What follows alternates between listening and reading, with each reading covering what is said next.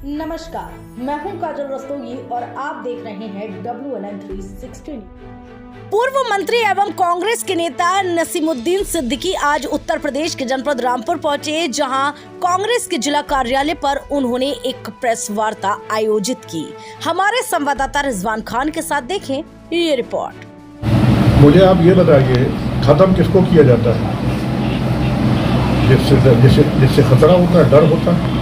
उनको ये डर है कि हमारे सामने अगर कोई खड़ा है हिंदुस्तान में तो कांग्रेस ही खड़ी हुई है। कांग्रेस न खत्म हुई है, कांग्रेस खत्म करने वालों का ही नाम का पता नहीं चलेगा। मैं ये नहीं कर रहा हूँ खत्म हो जाएगी, खत्म करना ऊपर वाले का काम। खुदा भगवान ईश्वर खत्म करता है, उनका ही पता नहीं चलेगा। देख लीजिएगा, मैं जिंदा रहूँगा तो मैं भी देखूंगा, नामो निशान कहीं पता नहीं चलेगा।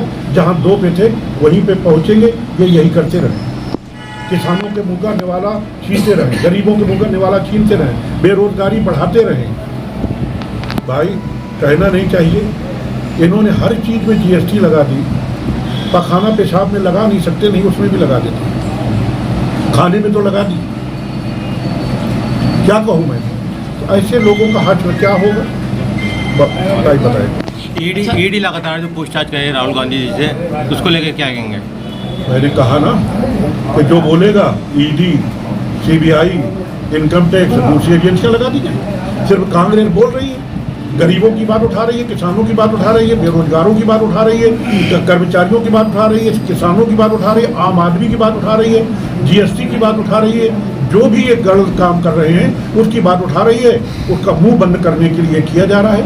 न राहुल गांधी डरे हैं, न कोई कांग्रेसी डरा है। हम डरने वाले नहीं हैं। ये जितना कर सके, ये जेल भरना चाहें जेल भरवा दें, जहाँ चाहें वहाँ भेज दें। हम किसानों की, मजदूरों की, युवाओं की, महिलाओं की और जो भी समस्याएं उठाते रहेंगे। और सरकार जो जनहित के विरोध में काम कर रही है उसको हम पर्दाफाश करते रहेंगे। कितनी भी पूछताछ कर लो, जिसकी पूछताछ की आप बात कर रहे हो, क्या है मामला? नेशनल हेराल्ड का मामला है ना। शुरुआत कहाँ से हुई थी आपको मालूम है? तो मालूम कर लीजिएगा, अभी इंटरनेट खोलिएगा। इसकी शिकायत सुब्रमण्यम स्वामी, जो भारतीय जनता पार्टी के वरिष्ठतम नेता, उन्होंने की थी। सुब्रमण्यम स्वामी ने की थी, नेशनल हेराल्ड में गड़बड़ हुआ है। इसके बाद 7 दिसंबर 2015 को सुब्रमण्यम स्वामी खुद जाते हैं हाई कोर्ट, और हाई कोर्ट जाकर के कहते हैं कि मैं अपनी शिकायत को वापस लेता हूँ। तो हाई कोर्ट ने शिकायत वापस कर दी।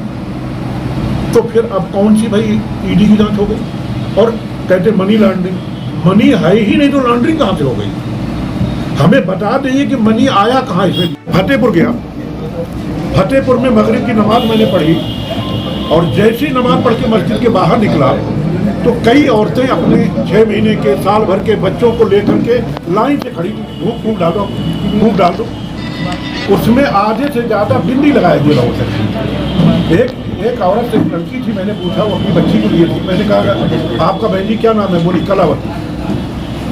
मैंने कहा कलावती, तो आप मुसलमानों से कहा नहीं, जब हमने फूंक डलवाया है, जो नमाज पढ़ के आते हैं, हमारी बेटी बीमार है तो ठीक हो जाती है। ऐसे लोगों को मैं सलाम करता हूँ।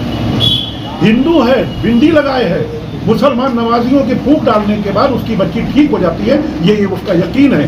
क्योंकि किसी माँ के लिए सबसे प्यारा कौन है? उसका दूध पीता बच्चा है।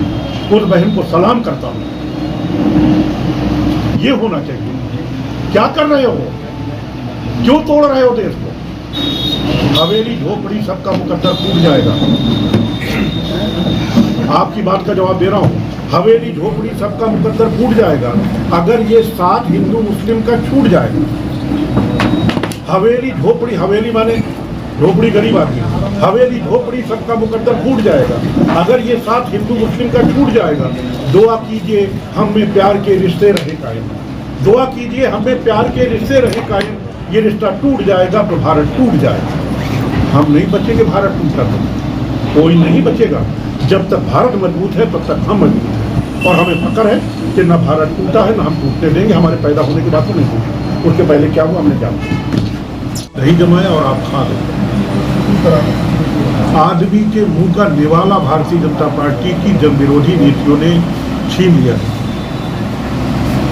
खाने में टैक्स, पीने में टैक्स, चलने में टैक्स, सोने में टैक्स, और वो GST एक ऐसा है जिसको माननीय राहुल गांधी जी ने बहुत पहले गब्बर सिंह टैक्स कहा था। इन सब बातों को जन जन तक कांग्रेस पार्टी अपनी भारत जोड़ो पदयात्रा में बताएगी, लोगों को जागरूक करेगी।